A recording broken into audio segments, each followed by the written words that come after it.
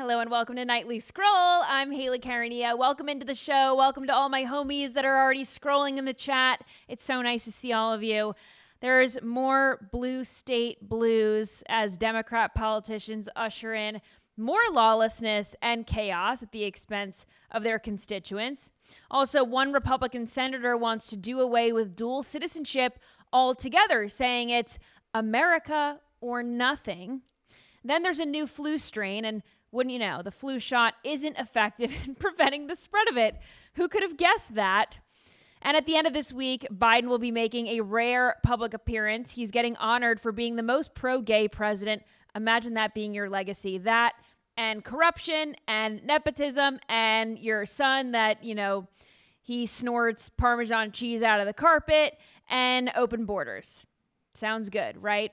Quick reminder to make sure that you are subscribed to the Bongino Report channel. Rumble.com/Hayley will bring you right there. Make sure that you send the show link to a friend. You might be watching right now on X or on Facebook. Come on over to Rumble. That's the only place where you can watch the show in full. And shameless plug for my social media at Hayley Caronia, Hayley. And with all of that housekeeping done, let's get into the show. Put those phones on Do Not Disturb. Nightly Scroll starts now. Off the show with a very important notice. If you are in Nashville's 7th congressional district, I've been tweeting about this all day. Go vote for Republican Matt Van Epps. The polls close in 2 hours. If you're on Central Time, because it's 5 p.m. there, they close at 7. I give you permission to turn this show off, watch it later, but you got to go vote now if you haven't already. Because if I find out that any of my 7th congressional district in Tennessee homies didn't go vote for Matt Van Epps, and then that woke idiot Nashville hater Afton Bain gets elected to Congress, I'm not going to be very happy. So let's do our part. If you know anyone who lives in that congressional district, make sure you text them right now. Make sure that they went to go vote. And when they vote, make sure that they vote against Afton Bain. Also, speaking of Afton Bain, we've been covering this for weeks now.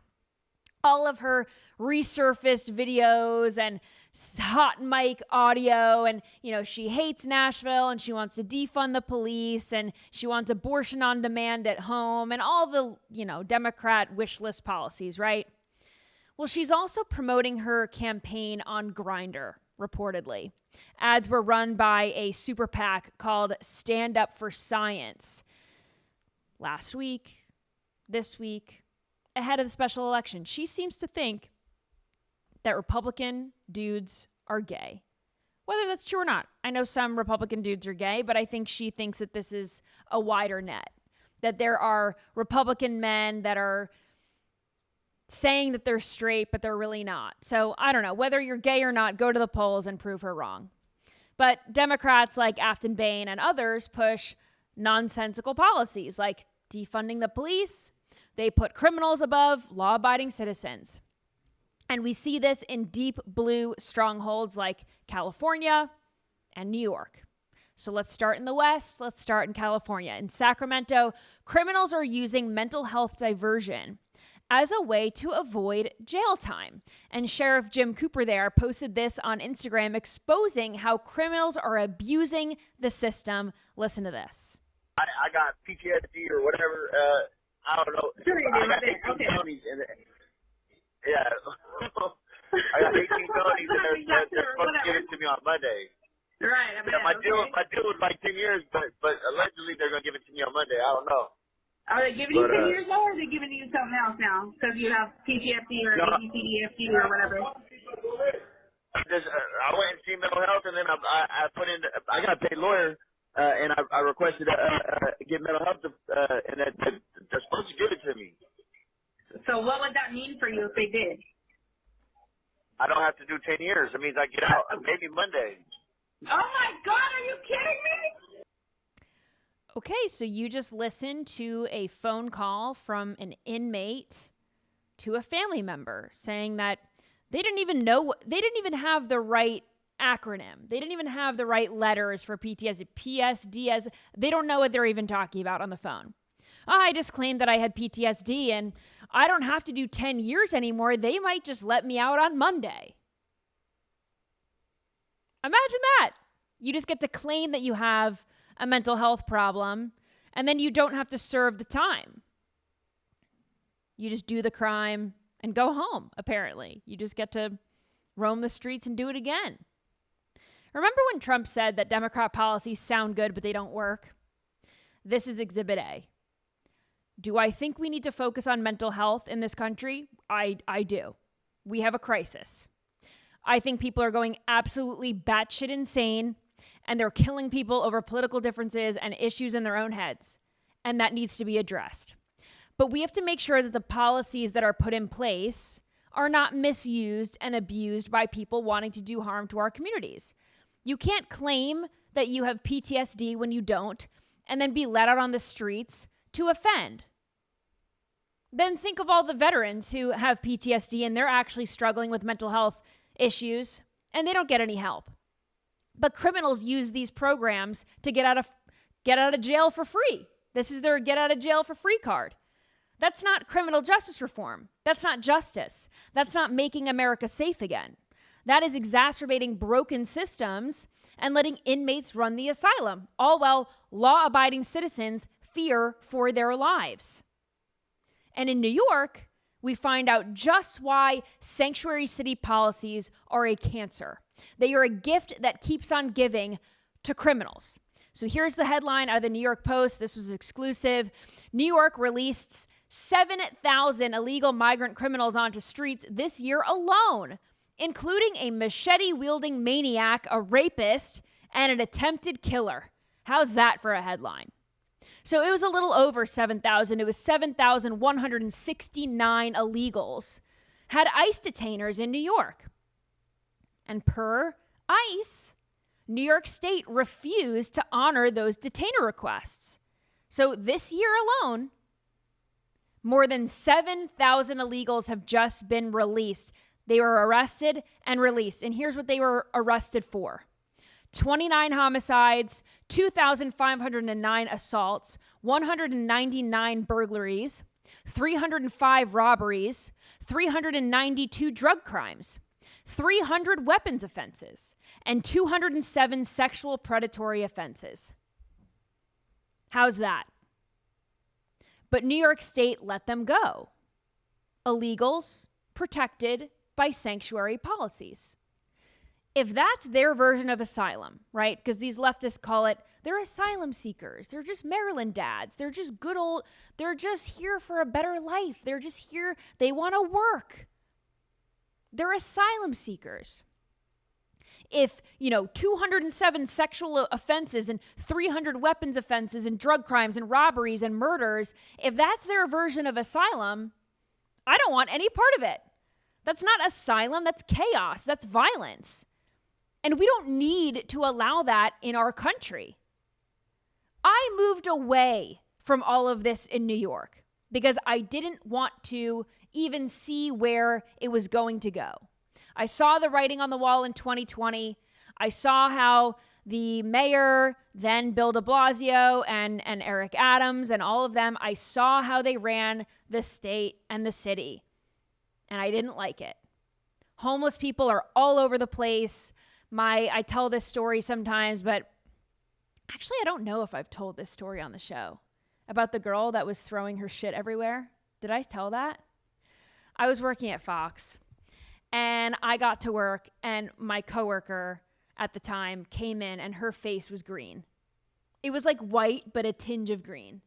And everyone looked at her and said, "You don't look so good."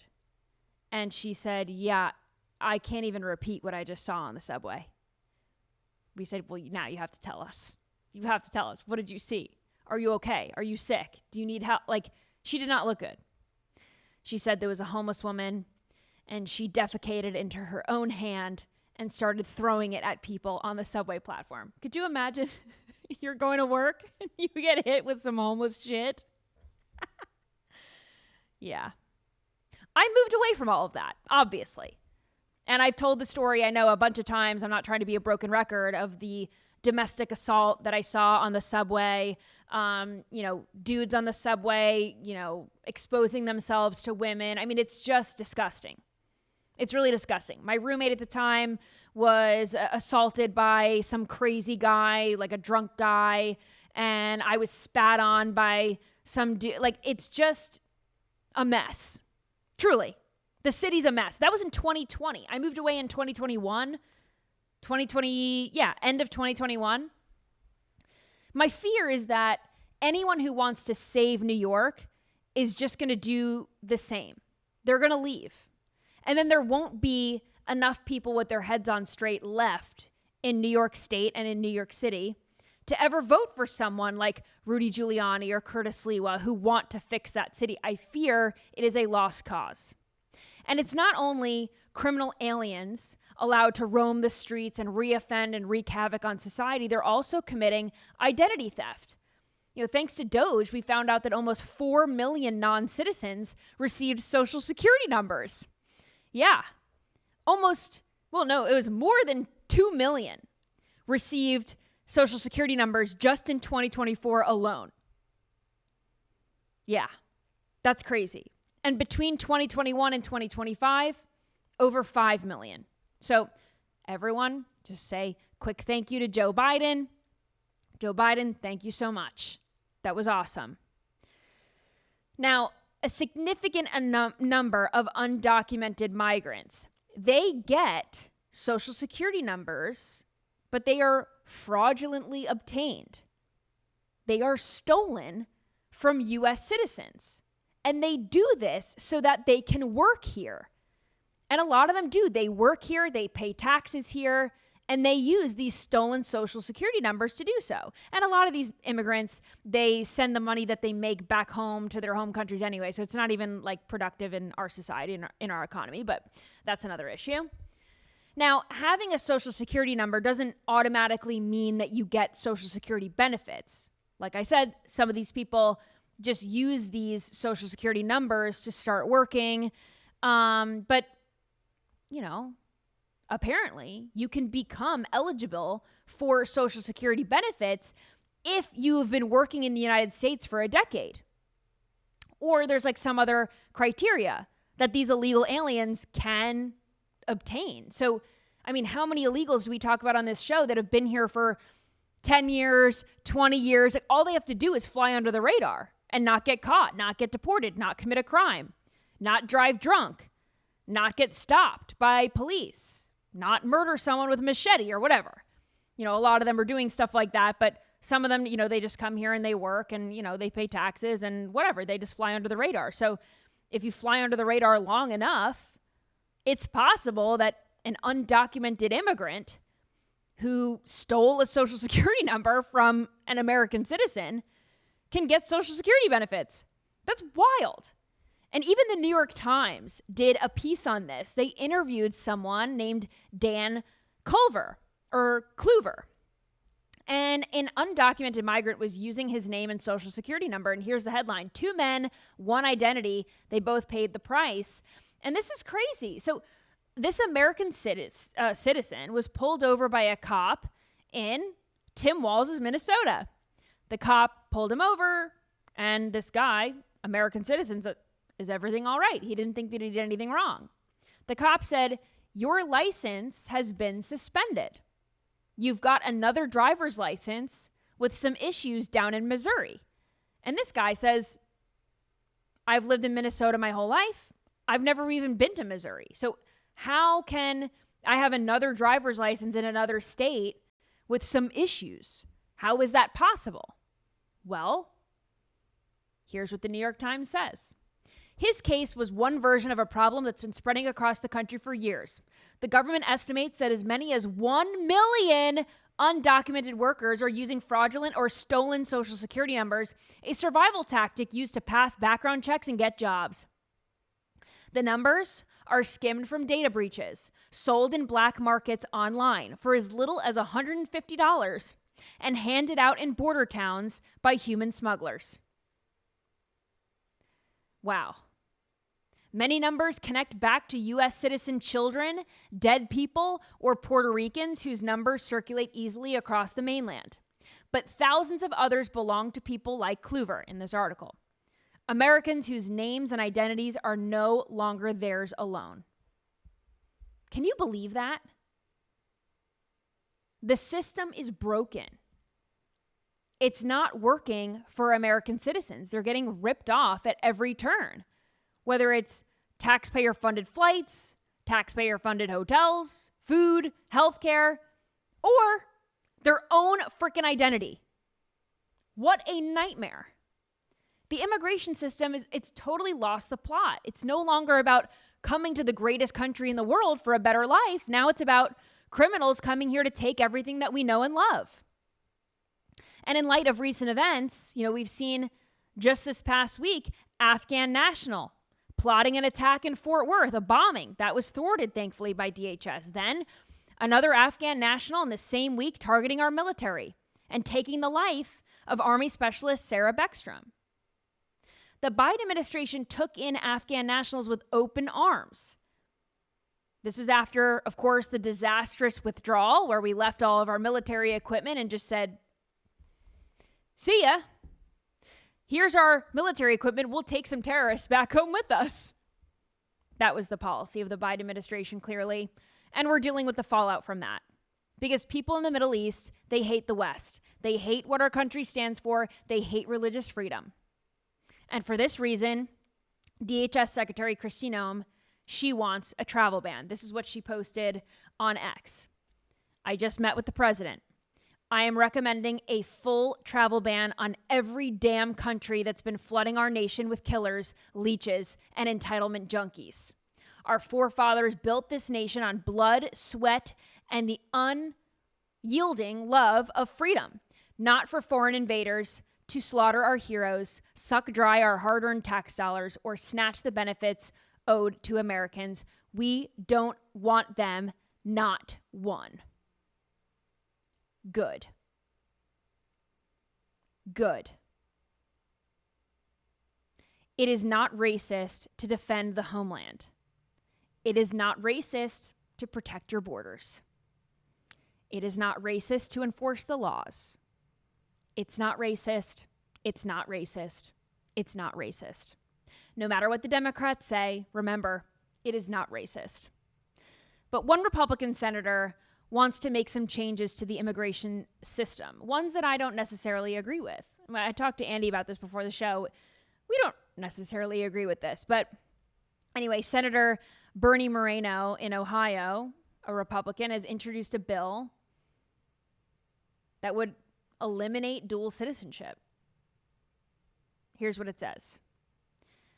Citizens of the United States must have sole and exclusive allegiance to the U.S., meaning it would put an end to dual citizenship. If you apply for U.S. citizenship, you'd have to leave the country that you are coming from behind altogether. And he said this, quote, being an American citizen is an honor and a privilege. And if you want to be an American, it's all or nothing. It's time to end dual citizenship for good. And listen, I'm an America-loving patriot. I get it. This sentiment, I get it. I appreciate it. But this bill would not pass. It just wouldn't. Like there's no way that anyone would get on board with this. So that's just the reality of that. But I know dual citizens. I know dual citizens that are Trump supporters and they love America, but they have family in their home countries and they go back frequently. This isn't just like a one size fits all, like all dual citizens are, terrorists who hate the country, Not to mention, these people who are dual citizens, they've gone through the citizenship process the right way. So why would we demonize people doing this the right way? This is what Republicans stand for. We say we are pro-immigration so long as you follow the laws. So now we already have this broken immigration system and you're going to demonize the people that have been doing it the right way? Why? Let's start with all the problems that we have instead of creating more and basically like a slap on the wrist for people who have been following the laws and wanted to come here the right way. Let's make the vetting process airtight. Why don't we do that first? So we don't have Afghan nationals and people whose cultures are diametrically opposed to ours being let in here and then they, commit acts of terror on us. Let's make sure that the vetting process is working a little better than it is right now. There are ways to improve the broken immigration system, like abolishing sanctuary policies, Also streamlining the vetting process so that people who want to come here the right way and have good intentions can do so. Immigrants make this country great. Illegal immigrants don't. And clearly this is a problem that is not being fixed. Certainly the Trump administration is doing everything in their power, and I support everything that they're doing, but the system is not perfect. You could argue that the next time a Democrat's in office, this is all going to go to shit anyway. We have a lot of work to do with the illegals that we have in this country right now, and that's all because of the Biden administration. They let in millions of illegal aliens and they ship them all over this country. They're everywhere. They're not even just in sanctuary cities and states. They're all over the place. They've gotten CDL licenses in California and New York, and their licenses no name given on it, and they're driving all over the country and killing people while they're at it. So we have a lot of work to do with the murderers, pedophiles, all the ones that I talked about earlier in the show in New York. Let's take a stab at that and make some headway before we start targeting law-abiding immigrants. Bigger fish to fry.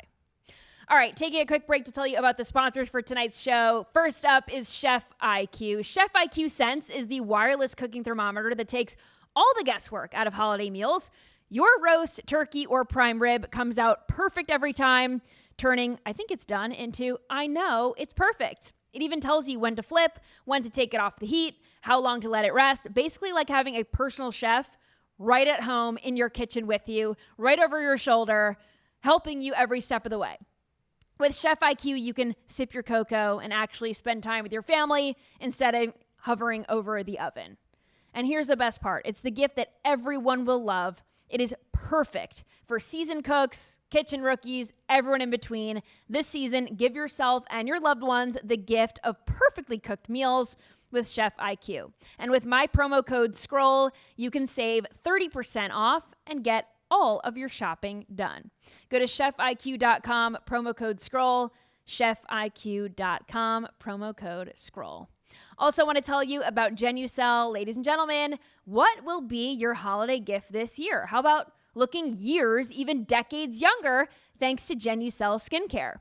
During the Genucel Christmas and holiday, save over 70% off of their amazing complete skincare collection, including their jawline treatment to help tighten, tone, and contour your neck and jawline.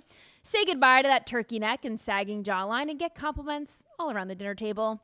And when you order today, Genucel will include their immediate effects for results many see in just minutes, not hours. Plus, their top-selling Genucel Deep Firming Vitamin C Serum included in the Essentials package.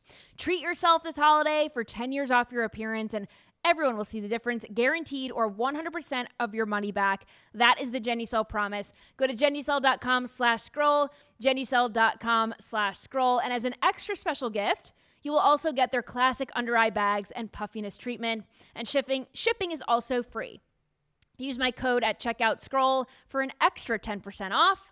Genucel.com/scroll, Genucel.com/scroll. All right, well, a new type of influenza virus has been identified according to the CDC. Do we like listening to the CDC? No, but this is what they're saying. And the new strain is a variation of influenza A.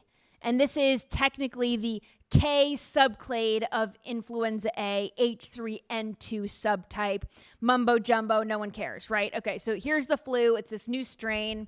Listen to this news report on this flu strain. I was scrolling this morning. This cracked me up.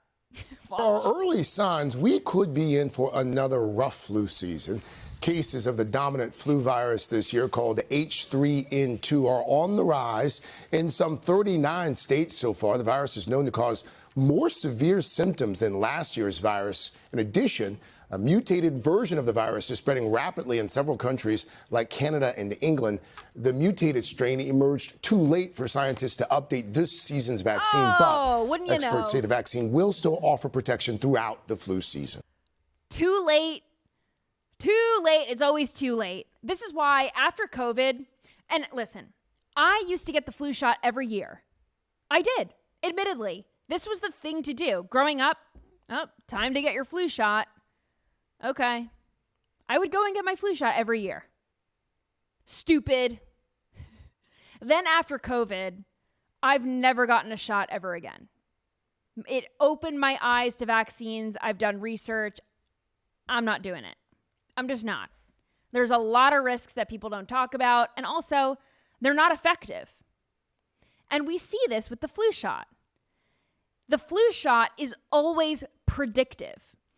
The doctors, the scientists, they get together and they use last year's flu to try to predict what this year's flu is going to be like. And then they throw together a vaccine. It's never effective. Of course, this flu strain is going to be more severe and it mutates. And they use all these words, right, to fearmonger and freak you out. And it's like, oh, like go get your flu shot that doesn't work. And then people run and line up and get their flu shot that doesn't work. But then, of course, he says, well, and this is my favorite part about the COVID shot, the flu shot. They said, well, it doesn't work to prevent the spread and you might still get it. But if you take this flu shot, your symptoms will be less. How does that make any freaking sense? If you use the flu from last year and it doesn't prevent the flu from this year because it mutated from last year, how would this year's flu shot, based on last year's flu, help you against this mutated thing? It doesn't. This is the same shit. It's the same song and dance every year. It's stupid. Like, it just doesn't make sense. I'm never going to get another shot as long as I live. I'm sorry. And listen, I'm not giving medical advice, right? Like, there are people who are, immunocompromised or they're older or whatever. If you want to get the flu shot, do whatever you want to do. But I'm just saying, read between the lines. When they fearmonger you and they tell you, you got to get this, you got to get this, you got to get this. Think about, does this actually work? They're literally telling you this doesn't work. Andy just went like this through the mirror. It's about that money. It's about that money. This is Big Pharma's plan. They fearmonger, they come up with a product. The pharmaceutical companies make money off of it. And it's a total freaking scam. It's just a scam. So stupid. Remember? And then you think about all the things that the scientists told you in 2020. Hey, we're going to put some arrows on the floor in all these stores, and you better follow it because that'll prevent you from passing this virus off on the... I mean, we're going to paint some circles on the... We're going to spray paint some circles on the grass in the parks, and you better sit in them with members of your household. And if you sit in these circles with members outside of your household, you could get sick.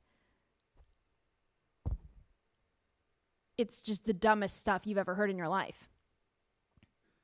Wear this mask. Don't wear the N95s, though, because medical professionals need those. So you can wear these paper thin ones that don't do shit. None of this makes sense. And we know this. They did it during COVID. They do it every flu season. And listen, people die from the flu. They do. They're immunocompromised. They're older. They've got something going on. Listen, people die from the flu. We're not going to do the lockdown thing. We're not going to do the fear-mongering thing. If you're immunocompromised and you have issues, do what you need to do. If you are a healthy young person with no underlying problems, no comorbidities, you're going to be fine. You might get sick. You might have to lay in bed. You might have to take a day off from work. You might have to take some over-the-counter medicine. You might have to take a nap and eat some soup. You'll be fine. Anyway, on Friday, Joe Biden is apparently going to get a gay award. So former President Joe Biden, he's going to receive the Chris Abele Impact Award at the LGBTQ Victory Institute's Leader Conference in Washington, D.C. I could think of 6,000 places I'd rather be than that damn conference. But Joe Biden's going to be there, and he's getting an award for what LGBTQ advocates widely view as the most inclusive administration in U.S. history. In other words, the gayest president of all time. And he's not gay, but he was just the most pro-gay, right? Although, when he was the vice president, Obama, Biden, when they ran, they were anti-gay. And Trump was the first one to appoint Rick Grinnell, openly gay cabinet member. And Trump wanted to abolish these laws about homosexuality, where there are countries that don't allow gay people. He wanted to abolish that. Anyway, Joe Biden gets the award. Not that I'm saying that Trump should get this or whatever, but, Joe Biden is the most pro-gay president because he was the first president to have a trans peep show on the White House lawn. Not saying that it was planned. It was unplanned, but he was the first president to have a trans peep show. Everyone's mad about Trump revamping the Rose Garden. Meanwhile, Biden invited Rose Montoya to whatever Pride Month event and literally flashed his boob job. Gender-defying boob job. Joe Biden also hired the trans health secretary. She worked in, Rachel Levine was working under HHS, because no one understands how the big pharma system works more than a lifetime customer in science experiment than a trans woman. Rachel Levine. Joe Biden also hired the first black lesbian press secretary, who also happened to be bad at her job, but that's besides the point, because that doesn't matter. It just matters that she was gay and black and a woman. Joe Biden also hired the first non-binary luggage thief, Sam Brinton. He worked in some nuclear thing too. But that doesn't matter. He was gay. He was a dude that wore lipstick and dresses, and to Joe Biden and the Democrats, it's all that matters. It's all that matters. He also appointed the first openly gay man to chest feed his adopted son to his cabinet. Remember that? Wow. The LGBTQ community has never looked better under the Biden administration. What a feat. Again, thank you, Joe Biden. Someone in the chat said, what a failure. Yeah. Don't forget the DHS tranny. Totally forgot about that. There was a tranny in DHS too. Dang, I forgot one. Sorry, there's so many gays. Forgot. Speaking of the trans lunacy, when Donald Trump came in office, he had a lot to undo. One of those being, reaffirming this executive order that the federal government will only recognize male and female. You are what you were at birth. You are what God made you, and that's it. No exchanges, no flip-flopping. God made you a man, you're a man. God made you a woman, you're a woman. It's pretty simple. Now, this executive order overruled some of Biden's policies. And in 2021, Joe Biden's TSA allowed officers to do whatever they wanted to do in terms of their gender identity. So under Biden's policy, if you needed to go through a pat down in TSA, normally men would pat down the men and women would pat down the women. But because Biden was so pro-gay and so pro-trans, you could identify as whatever you wanted. So there are biological men who identified as women who were able to pat down women. Now, of course, Trump comes in office, signs this executive order that men are men and women are women. And now a trans TSA officer in Virginia who goes by Danielle Mitterder, that's a dude who goes by Danielle. He's now suing the Trump administration and the Department of Homeland Security, which oversees TSA, because he says that this is against his rights. He thinks that it's well within his right to touch women. It's a civil right. Now, under the Trump administration policy, you can work in TSA and be trans, and you can give pat downs. You can give security checks, but you have to do it as the same sex as you were born. So if you're a man that identifies as a woman, you can pat down men, but you can't pat down women. Now, this dude seems to think that if he can't pat down women, that, you know, this is all, you know, he's the victim in all of this. He's suing the government, saying that he has a right to pat down women. Nobody has the right to pat down women because they feel like they are a woman. These people are professional victims. And for people who want to be women so bad, men who want to be women so bad, they never think of how their actions impact women. You would think if you want to be a part of this club so damn bad, you would maybe want to think like a woman or get inside the heads of a woman. But they're not women. They'll never be women, and they don't know how it feels to be objectified or sexually assaulted by a man because they're mentally ill men. So when will our society start putting women above mentally ill men who think that they're women? You know, the Trump administration is doing their part, but now society needs to keep up. Speaking of all this gay stuff, so apparently there's like a gay event planned at Disneyland in California and Anaheim, which, whatever, that to me seems like that tracks. But now a Republican group, I think it's called 805 Patriots. This is a group of MAGA people out in California. They're planning a Disneyland MAGA invasion. And it says, come be a patriot in the park. And, you know, you wear a t-shirt, you can wear a red MAGA hat. And basically it's not really like an official event. They say not to bring, Trump flags or anything like that. They've said explicitly, like, we're not trying to break any Disneyland laws.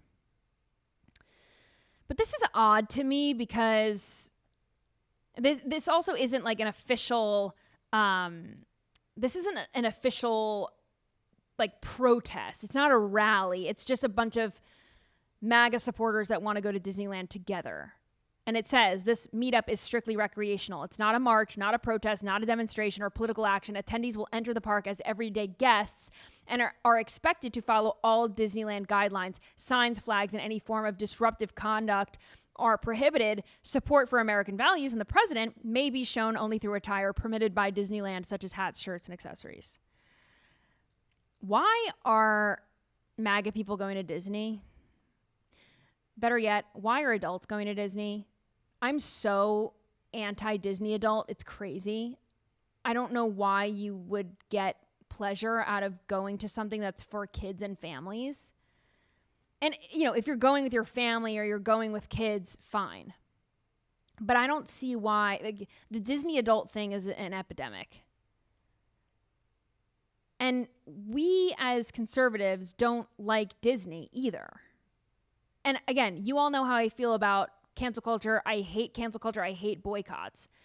But I believe in standing 10 toes down and firm on what you say. So if you're going to boycott Disney, then boycott Disney, you know? I just think that this is a strange event to put on. And someone in the chat said, why is MAGA supporting Disney? I get it. That's how I feel. People say none of my money is going to Disney. Someone says, grow up. Don't the MAGA complainers know what MAGA stands for? Sounds like a MAGA impersonator trying to fool patriots into giving Disney money. That might be true. Yeah, I don't know. Someone says I won't even have Disney Plus in my house. Again, like, I'm not going to Disney. You can't pay me to go to Disney. Even now at this point, knowing how much they hate conservatives, and again, I know that Disneyland and Disney World are different, you know, the one in Florida, but they're fighting Ron DeSantis and his administration at every turn. And, you know, it's just like, why do we want anything to do with that? They've got all these like trans people in the bathrooms and they're trying to get into the women's, I mean, enough. Like, it's just like gross liberal woke slop. Why go there? Why can't MAGA people just meet up somewhere else? They want to do Patriots in the park. Go find another national park. Go meet up there. I don't know. Go to Six Flags. And then you sign up for this event, you still have to give Disneyland the however much money it requires to get in there. Why? it's probably hundreds of dollars. And at this point, even if I do have kids, I can't see myself. I mean, maybe I will. Like, never say never. I don't know. If my kid really wants to go to Disney, I'm not going to say no. But I don't know if I would bring my kid. Who knows what Disney's going to look like by the time I have kids? Someone in the chat said, how about the U.S. Capitol? Uh-oh. But yeah, don't go to Disney. This is an interesting article. This is a Pew Research study that was done recently. And apparently they talked to a few 12th grade students. And, you know, these are seniors in high school. And more 12th grade girls are less likely than boys to say that they want to get married someday, which I found really interesting. And here's some of the stats that they found. So as of 2023, so they did this, over like 10 years, but 67% of the nation's 12th graders say they'll likely choose to get married someday. And that's down from 80% in 1993. So you think about that, right? I mean, it's a long time, but over that time, that's a lot of 12th grade students that say they no longer think that they're going to get married. And then 24% say that they don't know if they'll get married. And in 1993, that was at 16%. So more people say they don't want to get married or they're not even sure if they're going to do it. This is crazy. Now, boys are more likely than girls to say that they want to get married someday. 74% of boys say that they do. 61% of girls say that they do. But this wasn't always the case. When they did this study in 1993, more girls than guys wanted to get married. 83% of girls wanted to get married one day, and boys, 76% wanted to get married. And again, we're seeing this over time, right? Men are getting less masculine. Women are getting more masculine. We're going in opposite directions here. We talked about this at length on the show yesterday, just like the differences in men and women and marriage and gender roles and all these things. And I don't think this has anything to do with what they're teaching in school. I think this is more environmental. I think that this is societal. This isn't really something that we could just say, middle school is woke now, high school is woke now, because it's been a while since I've been in school, but I never learned about getting married or societal expectations for men and women in school or all that gender stuff. Like, that came later for me. There was no school class that talked about these kinds of things. I think this is strictly social media, social contagions, and what kids are experiencing at home. And it's a mix of that. I think a lot of kids are growing up with divorced parents and they think, this sucks. And, my parents got divorced when I was older, but it wasn't great. And I can only imagine kids that experience that younger, like parents that split up when kids are, in elementary school age or middle school. That's hard, like lugging all your books and going to this person's house and then you move to this person's house and then you're spending this weekend here and that. I can see how kids growing up with more divorced parents, because that number's going up, they think, well, I don't know if marriage is all it's cracked up to be. Or they're just growing up with parents that don't like each other. Maybe they stay together, but they don't get divorced. I could see that having an impact. But then that doesn't explain why there are more girls that are anti-marriage than guys, right? Because you would assume that guys and girls are growing up with divorced parents. So maybe that's not, or maybe girls are more impacted by that. I think girls are more susceptible to things that they see on social media than boys. Also, the kinds of content that boys and girls see are different. I think more marriage and lifestyle content is being pushed on girls than it is boys. Boys probably see like cars and trucks and planes and trains and, fights and whatever else, sports.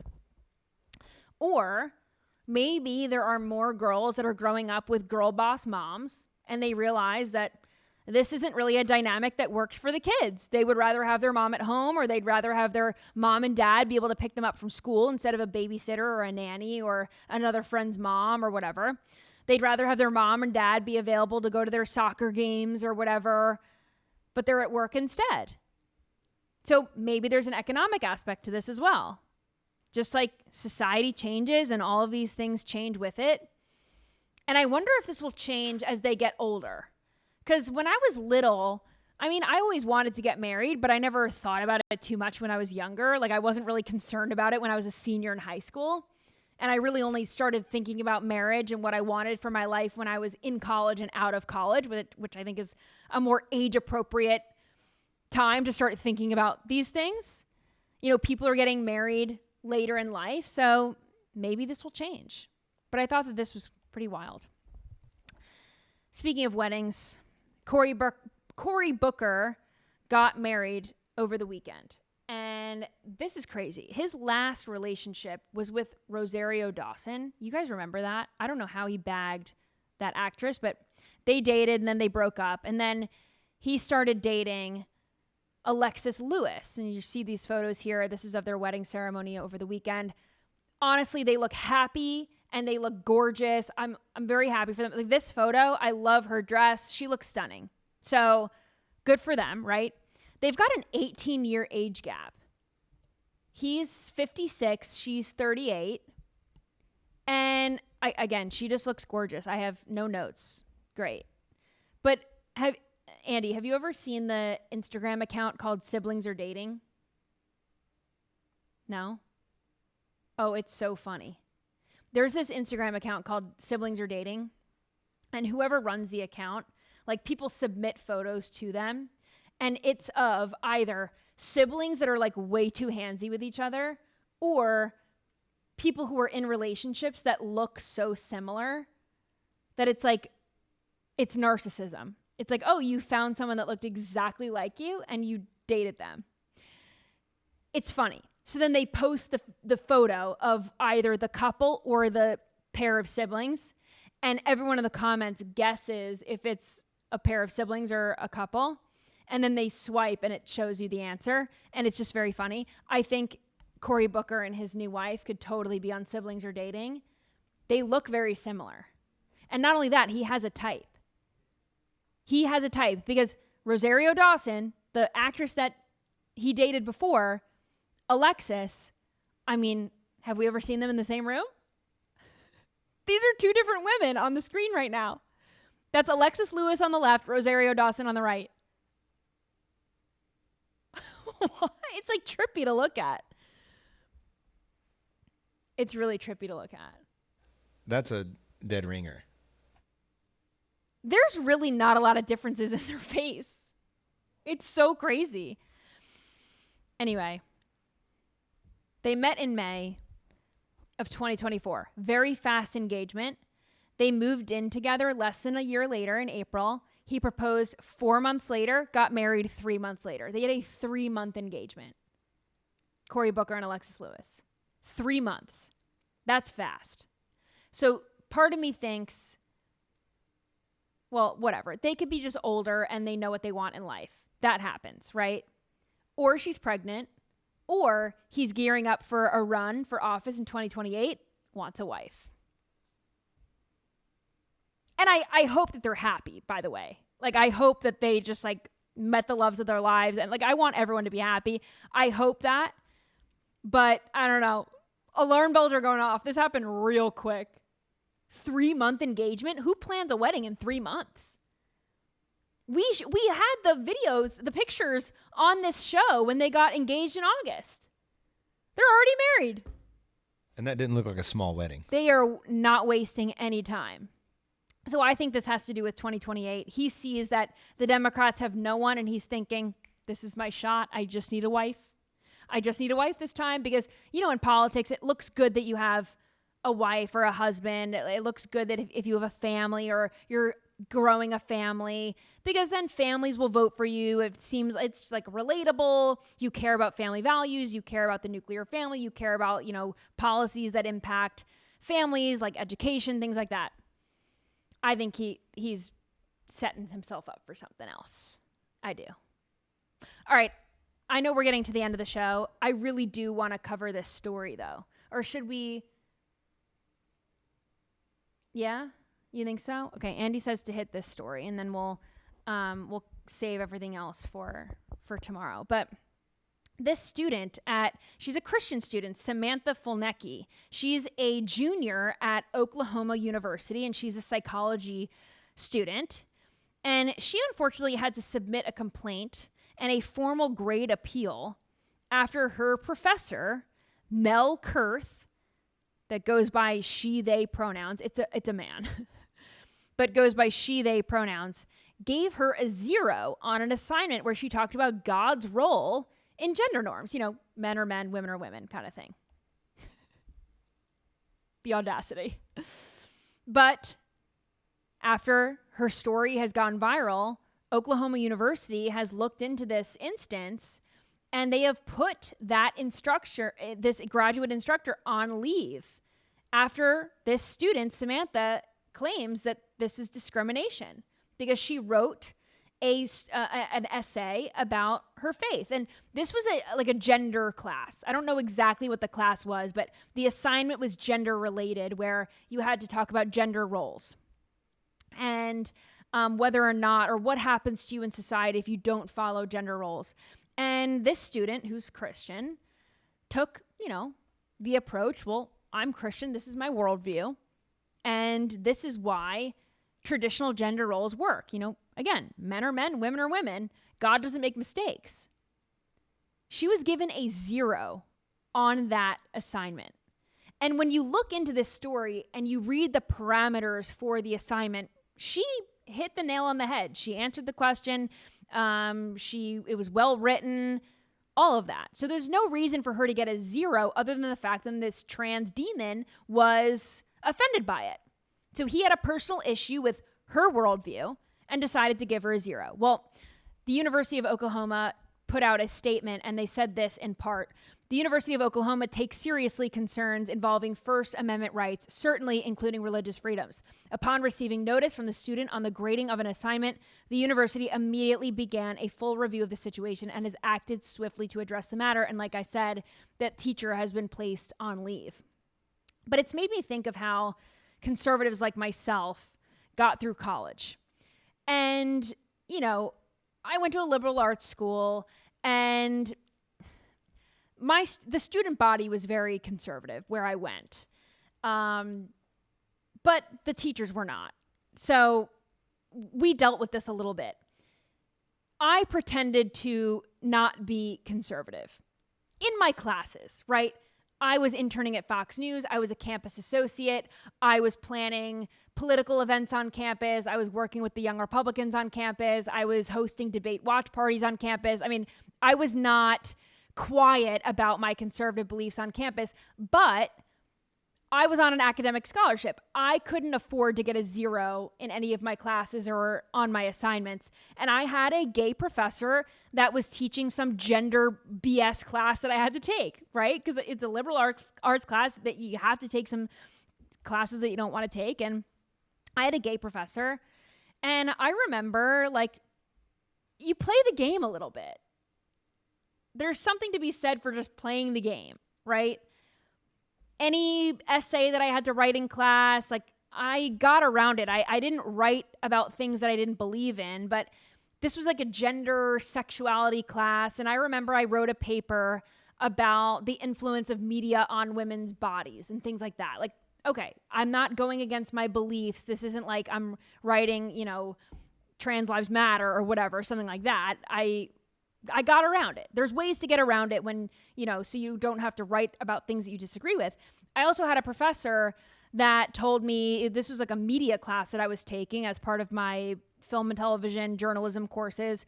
And, the professor blatantly was biased against Fox News, said that Fox News was horrible. I was interning there at the time while I was taking this class.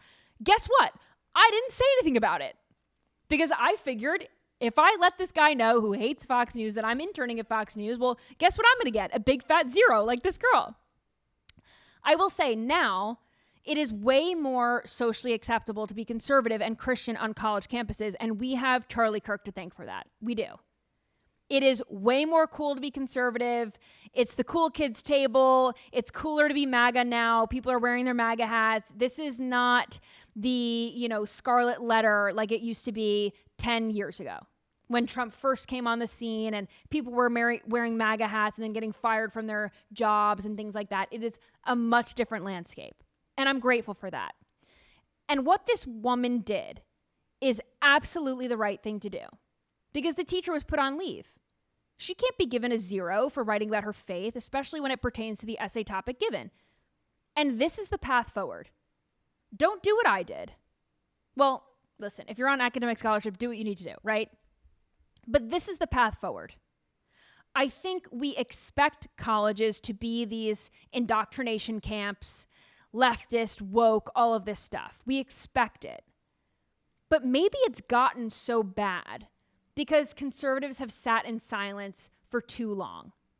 Conservatives like myself who went through college and they pretended to not be conservative in their classes. Maybe if more students like this girl Samantha spoke out, college campuses wouldn't be like this. Situations like this put trans teachers and other woke teachers on notice. Don't discriminate based on political affiliation. That is wrong. So I think this is the future, and I'm grateful for this woman and women like her to speak up, be loud about your views. This is what college is for learning, for developing your own viewpoints and being able to articulate them, debate them, and defend them. So good on Samantha for being bold enough to stand up for truth. We need more students to do the same. And on that note, let's do maybe 1 or 2 scrolling time videos. Let's get into it. But if we could skip over to 18. This woman, she wants to sponsor an illegal. Listen to this. Dear Donald Trump, can we please make it so that American citizens can post bail for undocumented immigrants? Hear me out. If my neighbor, let's call him George, I know he's undocumented. He knows he's undocumented. Could I please put up a bail, $5,000, $10,000? And that bail would say in 5 years, if George has not committed any crimes, if George has, stayed gainfully employed, if George has done X, Y, and Z that the government lays out, I get my $5,000, $10,000 back, and he gets his citizenship. Can I sponsor him? Can I post whatever you want to call it, a bond? The government could invest my $5,000 to $10,000 over the next 5 years while we wait for George to prove that he's, cool, and I can keep my friend here, or my neighbor here, or whoever it is, and the government can invest my money. George gets his citizenship, and everybody wins. Why would this be a problem? Sponsor an illegal. Sponsor an illegal. This is like, and I'm not comparing illegal aliens to animals, but I remember when, I just want to make this clear so that no one comes for me. But this is like, I remember when I was little, my grandma, she got me like a seal at the zoo. Like she paid for this seal at the zoo to be like my pet. And it was just like this reminds me, it's like, let me take this illegal alien, this criminal under my wing, and I'm going to pay money to the government. They're desperate to give the government more money, by the way, which is hilarious. Like, yes, take my $10,000. She says $5,000 to $10,000. Here, government, take my $10,000 to give this person citizenship. Like, this is the process that's already happening. Like, if you are in this country, you have not committed any crimes, and you're going through the proper channels, then you will get citizenship. You don't need to give the government more money. The illegal immigrant, she would post what'd she say, $5,000 to $10,000? $5,000 to $10,000. But she'd charge $25,000 to the illegal immigrant to pay her. That's what happened. It ended up being like everything. It's a racket. Oh, it's just insane. I mean, these people are like so dumb. And it turns out, we've covered this, months ago. All these Tesla takedown Tesla protesters. Remember when they were keying Teslas? Apparently they're still doing it. This was posted just a few days ago. Watch this. It says POV, some lady decides to key your car, but doesn't realize that you're sitting inside. Watch her face when she sees me. So here she is, this older woman. She's got her keys out, and she's keying the side of the Tesla. Oh, then the car door opens. Caught. You just keyed my car. No, I didn't. Yes, I have cameras all over my car. I didn't key your car. Oh my God. I'm calling the cops. Go ahead. You just keyed my car. No. If I did, I love how she starts to deny after, again, do they not understand that Teslas have cameras 360? You've got a camera all over the place. You are caught in 4K, red-handed, with your key in your hand, keying the Tesla. Someone in the chat said, punch her, kick her ass. Don't get violent. I'm not condoning violence, but I mean, these people are really freaking stupid. I didn't know this was still happening, but I guess it is. Anyway, more stories and videos for you tomorrow because we just hit an hour, but stay tuned because they're good ones. And I really want to cover the whole Sabrina Carpenter White House drama. I didn't get to it today, but oh boy, am I going to get into it tomorrow. So stay tuned for that. And of course, you can follow me at Hayley Caronia on X, on TikTok, on Truth Social, and on Instagram. And I will see you right back here then.